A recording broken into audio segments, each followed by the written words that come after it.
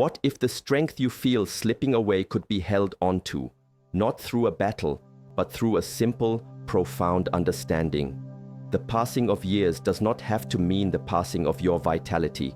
What I will share is a path, and the final insight we uncover together is the key that unlocks it all. Stay with me on this journey. It will be worth your while. Impermanent body.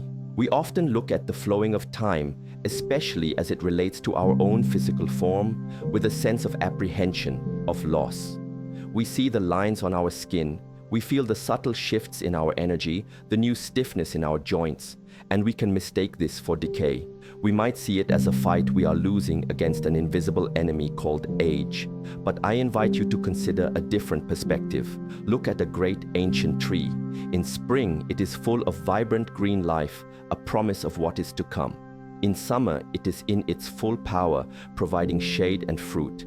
In autumn, its leaves turn to gold and red, and they fall to the ground. Is the tree dying, or is it simply moving through its natural cycle, letting go of what is no longer needed to conserve its energy for the winter, to prepare for a new spring? Our bodies are no different. They are not static objects, but dynamic processes, constantly in a state of flux, of becoming. The body you have at 60 is not the body you had at 20, and this is not a tragedy. It is a fact, as natural as the turning of the seasons. The first step towards true, sustainable strength is to release the attachment to a past self and embrace the reality of the present moment with clarity and acceptance. The suffering we experience often comes not from the change itself, but from our resistance to it.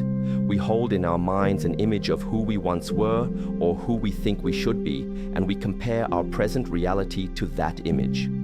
This comparison is the source of endless frustration. It is like standing in a river and trying to stop the water from flowing. You can exhaust all of your energy, all of your willpower, and the river will continue its journey to the sea, indifferent to your struggle. You do not gain control over the river, you only lose your own peace, your own strength. Instead of fighting the current, what if we learn to swim with it? What if we learn to understand its patterns, its power, and use that understanding to navigate our path? When we speak of things like muscle loss in later years, a condition some call sarcopenia, we can view it through this lens. It is not a failure of the body, it is a signal. It is the river of your life shifting its course, and it is asking you to learn a new way to swim, a new way to navigate. The body is communicating a new set of needs, a new set of rules for its own well-being. The question is not, how do I stop this? But rather, what is this asking of me now? This is a profound shift in mindset, moving from one of resistance to one of cooperation. It is the difference between seeing your body as an adversary to be conquered and seeing it as a wise partner to be understood. This partner has been with you your entire life. It has carried you through joys and sorrows, through triumphs and challenges. Now, as it enters a new season, it is not abandoning you. It is simply changing its language. The aches, the fatigue, the perceived weakness, these are not punishments. They are messages. They are invitations to pay closer attention, to become more conscious of your actions, your nourishment, your rest. The carelessness that you might have gotten away with in your youth is no longer tolerated. The body is demanding a higher level of awareness, a more intentional approach to living. This is not a curse, it is a blessing in disguise. It is a call to a deeper, more meaningful practice of self-care. It is an opportunity to cultivate a relationship with your physical self that is based not on vanity or ego, but on respect, wisdom, and genuine love. When you begin to listen in this way, you stop fighting a losing battle and you start engaging in a beautiful lifelong dance. This acceptance is not passive resignation. It is not giving up. On the contrary, it is the most powerful and active stance you can take. It is from this place of clear-seeing acceptance that all effective action is born. When you are no longer wasting your precious energy resisting reality, you free up that energy to make intelligent, conscious choices. You can observe the changes in your body with the calm, objective curiosity of a scientist in a laboratory. You can say, Ah, I see. The requirements have changed. The old ways are no longer sufficient. A new approach is needed. This is where true power lies. It is the power of adaptation. The bamboo that bends in the wind survives the storm, while the rigid oak may crack and fall. In this new season of your life, the practice is to cultivate the qualities of the bamboo: flexibility, resilience, and a deep-rooted strength that comes from yielding, not from rigidity. By embracing the impermanence of your body, you paradoxically find the path to a more enduring form of strength and vitality. You begin to work with nature rather than against it, and in doing so, you tap into a source of power that is far greater than your own isolated will. This journey begins in the mind. Before you change a single thing about your diet or your exercise, the first nutrient you must absorb is the nutrient of perspective. It is the understanding that you are not a victim of time, but a participant in its unfolding. Your body is not a machine breaking down, it is an ecosystem changing with the seasons. This perspective shift nourishes your spirit, and it is this nourished spirit that will provide the motivation, the patience, and the wisdom to care for the physical form it inhabits. It changes the entire emotional texture of the endeavor. It is no longer a desperate, fearful scramble to recapture youth. It becomes a dignified, graceful, and deeply rewarding practice of inhabiting your life fully, right here, right now, in the body that you have today. This is the foundation upon which everything else we will discuss must be built. Without it, any technique or trick is merely a temporary patch on a foundation of sand. But with it, you are building your house upon solid rock, ready to weather any storm and to stand tall in any season. Inner foundation. When we think of building muscle, our minds immediately go to the external, the weights, the exercises, the physical strain. We see the body as a structure of pillars and beams that we need to fortify. But we must ask a deeper question. Upon what foundation do these pillars rest? If you build the most magnificent temple on a foundation of sand, it will inevitably collapse. The true foundation of lasting physical strength is not in the muscles themselves, but in the unseen structure of your mind, your intention, and your will. It is the inner foundation. Before you lift a single pound, you must first cultivate the reason why you are lifting it. This why is the bedrock. Is it a fleeting desire born of vanity to look a certain way, or is it something deeper? Is it the desire to maintain your independence, to live with dignity and without reliance on others? Is it the desire to have the strength to lift your grandchild into the air and see the joy on their face? Is it the desire to be able to walk in the mountains, to feel the earth beneath your feet, to be a capable and active participant in your own life? This why must be clear, emotional, and deeply personal. It is the fuel for your journey, and it is what will carry you through when motivation wanes. A weak why creates a fragile foundation. If your reason is superficial, your effort will be superficial. You might be enthusiastic for a week or even a month, but when challenges arise, when you are tired, when you are busy, when you don't see immediate results, the practice will crumble. This is because it is not connected to anything meaningful. It is a house of cards. A strong why, however, is a source of renewable energy. It is an anchor in the storm. When you are connected to a deep, heartfelt reason for cultivating your strength, the daily practice is no longer a chore. It becomes an act of devotion. It is an expression of your deepest values. Each meal you prepare with care, each movement you perform with intention, becomes a reaffirmation of your commitment to a life of vitality and purpose. You are not just working out. You are tending to the temple that houses your spirit. You are honoring the gift of your life. This is the difference between fleeting motivation and lasting discipline. Motivation is a feeling that comes and goes. Discipline is a choice that you make, rooted in your why, that you honor regardless of how you feel in the moment. This process of building the inner foundation is a form of what in our tradition we call Gong Fu. Most people in the West translate this as Kung Fu and think of it only as a martial art, but the true meaning is deeper. Gong Fu means skill, accomplishment, and merit that is acquired through long, patient, and diligent effort. It is the mastery that comes from sustained practice. You can have Gong Fu in calligraphy, in tea ceremony, in meditation, or in the art of living a conscious life. Therefore, building your inner foundation, clarifying your why, and cultivating the discipline to act upon it is the highest form of Gong Fu. It requires you to look inward, to be honest with yourself, to understand your own heart.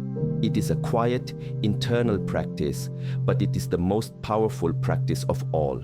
It is what transforms a simple physical exercise into a path of self-mastery. Without this inner work, you are just moving your body.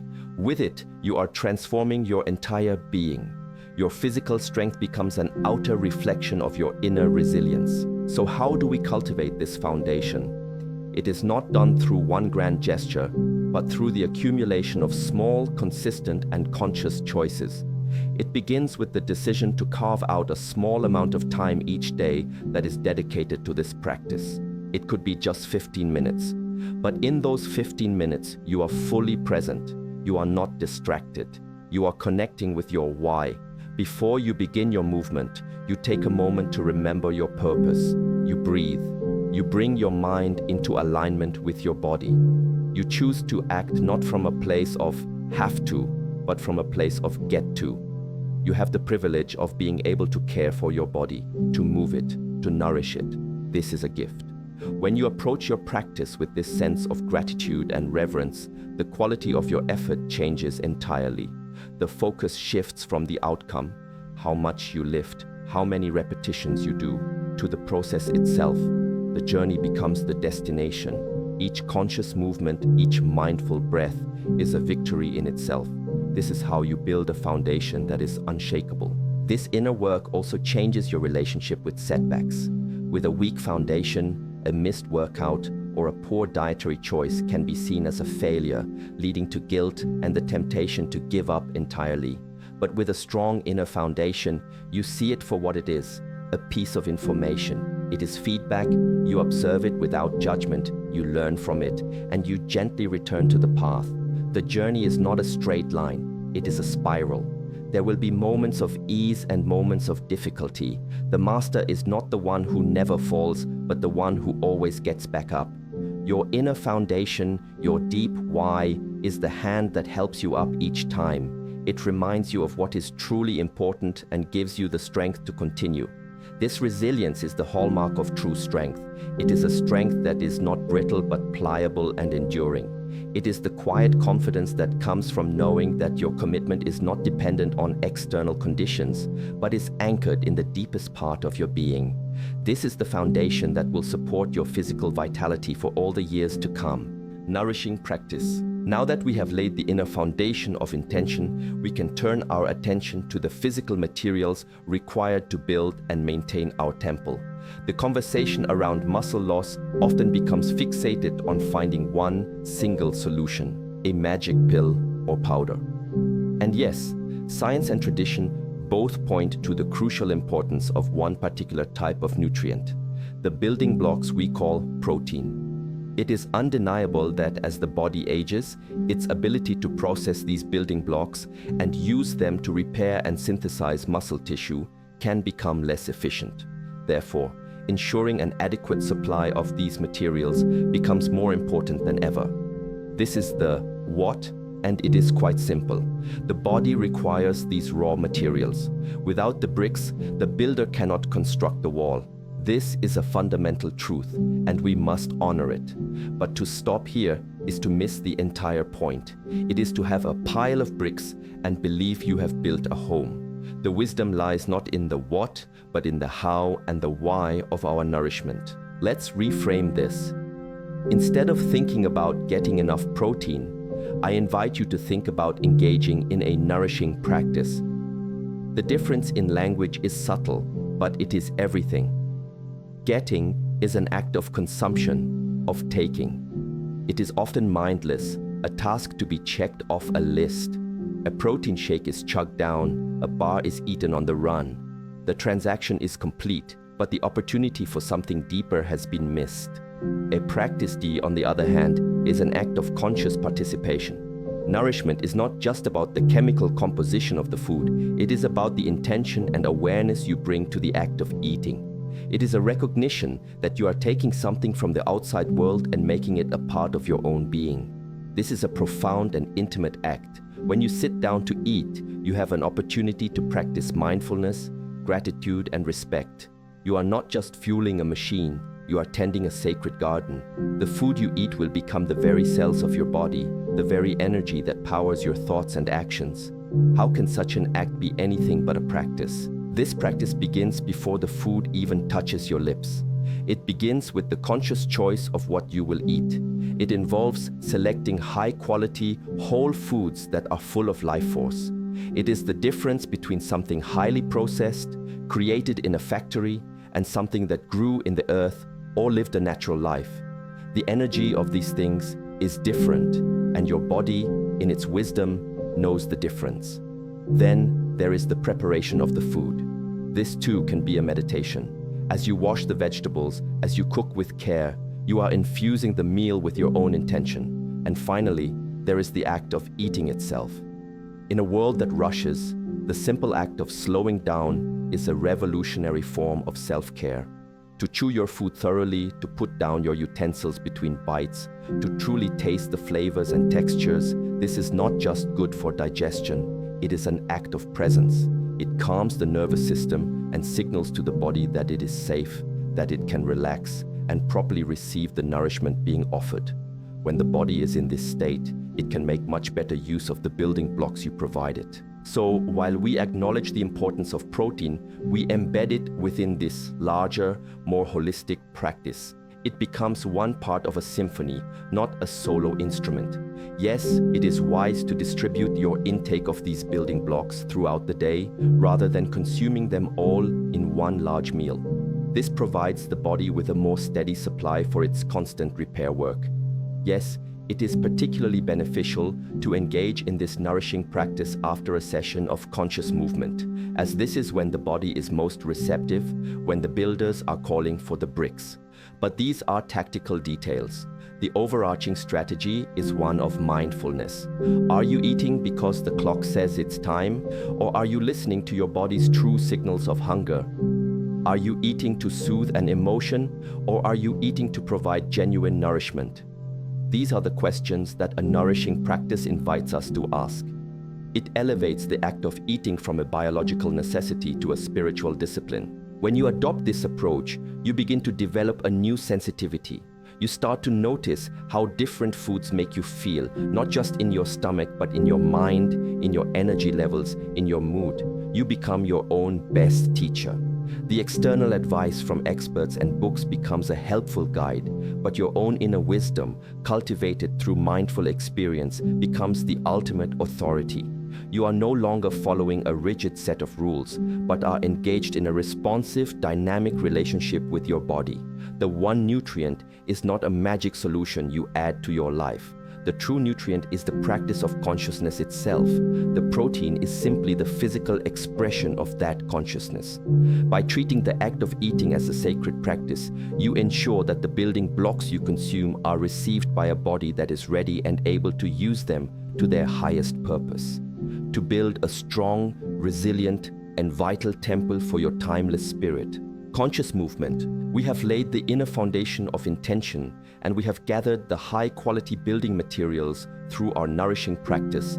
But a pile of bricks, no matter how perfect, will never become a wall on its own. It requires a builder. It requires a force to organize the materials, to put them into place, and to create a strong and coherent structure. In our journey to beat muscle loss, this builder is conscious movement. The nutrient, the protein, provides the potential for strength. The movement is what actualizes that potential. Without a stimulus, without a demand being placed upon it, the body has no reason to take those precious building blocks and invest them in creating and maintaining muscle tissue. It is the movement that sends the signal, that places the order for new construction. It is the catalyst that turns raw material into living, functional strength. And just as with our nourishment, the quality and intention of this movement are far more important than the quantity or intensity. When people hear resistance training, their minds often conjure images of a noisy gym, of young, powerful bodies lifting immense weights, of grunting and straining. For many, especially those in their later years, this image can be intimidating and alienating. It can feel like a world to which they no longer belong. But we must strip away this cultural baggage and return to the essential principle. The principle is simply resistance. It is a dialogue with a force. This force does not have to be a heavy barbell. The force can be your own body weight. It can be a simple elastic band. It can be the gentle resistance of moving through water. The key is not the tool you use, but the principle you apply. The principle is to challenge the muscles in a way that asks them to adapt, to become stronger. It is not a battle against the body, it is a conversation. You apply a gentle, persistent pressure, and the body, in its incredible wisdom, responds by fortifying itself. The focus should shift from the external performance to the internal experience. The goal is not to lift the heaviest weight possible. The goal is to feel the muscle working with precision and control. This is the practice of the mind-muscle connection. It is a form of meditation in motion. When you perform a simple squat, for example, you are not just bending your knees. You are bringing your full attention to the muscles in your legs and hips. You feel them lengthening as you descend, and you feel them contracting as you rise. You control the entire movement slowly and deliberately. You synchronize your breath with the motion. In that moment, there is no past and no future. There is only the sensation of your body moving in space, the feeling of effort, the connection between your intention and the physical action. In this state of deep presence, a simple bodyweight squat becomes a more powerful and effective exercise than a heavy, sloppy lift performed with a distracted mind. You are not just building muscle, you are building awareness. Let's consider what this practice might look like. It does not need to be complicated. It can be done in your own home with no equipment at all. It could be the practice of standing up from a chair and sitting back down slowly and with control 10 times in a row. It could be standing and pushing your hands against a solid wall for 30 seconds, feeling the engagement of your chest, shoulders, and arms. It could be lying on your back and gently raising your legs, feeling the deep core muscles awaken. The specific exercises are less important than the principles of consistency, control, and progressive challenge. You start where you are, you do what you can, and over time, with patience, you ask a little bit more of yourself. Perhaps you do 11 repetitions instead of 10. Perhaps you hold the push against the wall for a few seconds longer. This is the path. It is gentle, it is sustainable, and it is profoundly effective because it honors the body you have today while inviting it to become stronger tomorrow. Most importantly, this practice should not feel like a punishment. If it does, it will not be sustained. We must find a way to reframe it as an act of joy, of celebration. It is a celebration of what your body can still do. It is a way of expressing gratitude for the gift of movement.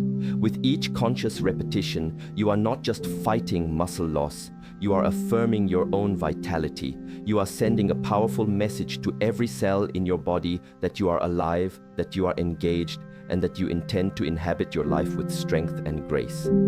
The strength you build is not just for you. It is the strength to remain a vital part of your family and your community. It is the strength to live with freedom and independence. When you connect your movement to this deeper purpose, it ceases to be a mere workout. It becomes a central pillar of your self-care, a moving meditation that strengthens your body, focuses your mind, and nourishes your spirit all at once. Sustaining stillness. In our pursuit of strength and vitality, we can become so focused on the active components, the nourishment, the movement, that we neglect the most crucial and often misunderstood element of the entire process, the practice of stillness. Our modern world lionizes action, productivity, and constant motion. We are taught that to be still is to be lazy, to be unproductive, but this is a profound misunderstanding of how nature and our own bodies truly function. The truth is that strength is not built in the moment of exertion. It is built in the quiet moments of rest and recovery that follow. Action and stillness are not opposites. They are two sides of the same coin. They are the yin and the yang of a healthy, balanced life. One cannot exist without the other. To pursue one at the expense of the other is to create imbalance, and imbalance ultimately leads to weakness, not strength. Let us look at what is actually happening on a biological level. When you engage in conscious movement, when you place a demand on your muscles, you are creating tiny, microscopic tears in the muscle fibers. This is not a bad thing. It is the necessary stimulus. It is the signal that tells the body, we need to be stronger here. It is the moment of exertion, the yang part of the cycle. But the actual repair and rebuilding process, the process that makes the muscle fiber thicker and stronger than it was before, happens afterward when you are at rest.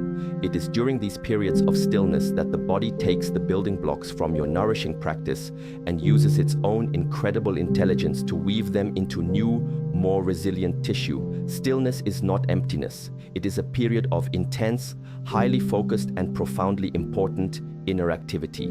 If you are constantly moving, constantly stressed, constantly stimulated, you are robbing your body of the precious time it needs to do this essential work. You are tearing down without ever giving yourself the chance to rebuild. This practice of sustaining stillness extends beyond just getting a good night's sleep, although that is absolutely fundamental. Sleep is the ultimate state of recovery, where the deepest healing and regeneration occur.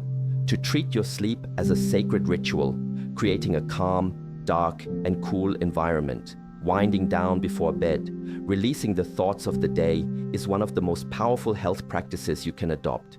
But stillness can also be cultivated in the waking hours. It can be as simple as taking 5 minutes to sit in a chair, close your eyes, and just follow the rhythm of your breath. It is the choice to not immediately fill an empty moment with a phone, a television, or a task. It is the courage to simply be with yourself in silence. These small pockets of stillness throughout the day act like a reset button for your nervous system. They shift you out of the fight or flight mode of stress and into the rest and digest mode of recovery and healing. It is in this calm, receptive state that your body can best do its work. The aversion to stillness is deeply ingrained in our culture. We feel a constant pressure to be doing something, to be productive, to be on. To consciously choose stillness requires a certain kind of courage and wisdom. It is an act of defiance against a world that demands your endless attention. But it is in this quiet rebellion that you reclaim your own energy and your own health. You begin to understand that true productivity is not about how many hours you are busy, but about the quality of your energy and focus when you are active. By strategically embracing stillness, you enhance the effectiveness of your active periods. You will find that your movements are stronger, your mind is clearer, and your nourishment is better assimilated. You are working in harmony with your body's natural rhythms rather than constantly fighting against them. This is the path of intelligence, the path of sustainability. Therefore, we must see rest, recovery, and stillness not as a luxury, but as an indispensable and non-negotiable part of our practice. It is the sacred space where all of our efforts come to fruition. It is the gentle rain that allows the newly planted seeds to sprout and grow. You must schedule your stillness with the same commitment that you schedule your movement. Honor it, protect it, see it for what it truly is. The final essential ingredient that turns effort into strength. It is in the quiet moments between the notes that music finds its beauty. It is in the quiet moments between our actions that life finds its resilience and its depth. By embracing the power of sustaining stillness, you complete the cycle of growth and create a truly holistic practice that strengthens not just your muscles, but your entire being from the inside out. Timeless spirit. We began this journey with a very specific physical concern, the loss of muscle as we age. We have explored the practical and philosophical approaches to addressing this, the acceptance of our impermanent body, the building of an inner foundation, the practices of nourishing and moving with consciousness, and the crucial importance of stillness. But now, we arrive at the final and most powerful insight. All of these practices, while aimed at the physical body, are ultimately in service of something far greater. They are in service of cultivating a timeless spirit. The ultimate goal is not to have the body of a 30-year-old when you are 60 or 70. The body will inevitably change. That is the law of nature. The true goal is to inhabit the body you have at any age with a spirit that is vibrant, resilient, wise, and fully present. The physical strength we cultivate is merely the platform upon which this spirit can stand tall. Think of it this way: your body is the vehicle and your spirit is the driver. A wise driver takes excellent care of their vehicle, not out of vanity for the vehicle itself, but because they know that a well-maintained vehicle will carry them reliably and joyfully on their journey. The strength you build is not for the purpose of showing off your muscles. It is for the purpose of freedom. It is the freedom to kneel down and play with a child on the floor without pain. It is the freedom to carry your own groceries, to live in your own home, to maintain your dignity and independence. It is the freedom to walk in nature, to travel, to engage with the world, to be of service to others. Physical strength in this context becomes a direct support for the expression of your spirit in the world. When the body is weak and frail, the spirit can feel trapped, its potential limited by physical constraints. By consciously caring for the vehicle, we liberate the driver. This journey, therefore, is not a war against aging. A war against aging is a war against reality, and that is a war you can never win. Instead, this is a practice of aging with grace, power, and mastery. It is about shifting your identity from the temporary state of your physical body to the enduring quality of your consciousness, your awareness. The body will have seasons of more strength and seasons of less strength, but the quality of your inner presence can continue to deepen and grow until your very last breath. This is where true anti-aging lies. It is not in a cream or a supplement, but in the cultivation of a mind that is at peace with the flow of time, a mind that finds beauty and opportunity in every season of life. When you are rooted in this timeless part of yourself, the changes in the physical form lose their power to create fear and suffering. So, the one nutrient we started with was a gateway. Yes, on a literal level, protein is essential, but as we have seen, the true, all-encompassing nutrient is a way of life. It is a compound nutrient made of several ingredients: the ingredient of mindful acceptance, the ingredient of clear intention, the ingredient of conscious movement, the ingredient of loving nourishment, and the ingredient of profound stillness.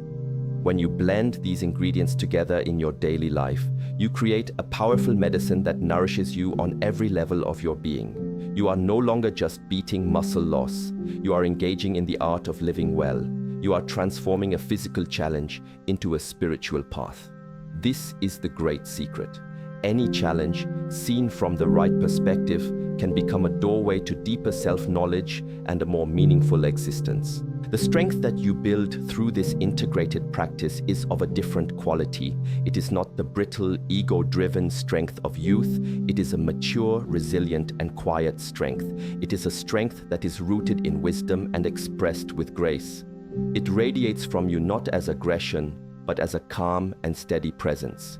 It is the strength of the ancient tree that has weathered 1,000 storms and still stands, offering its shade to all who pass by. This is the potential that lies within you, regardless of the number of years you have lived.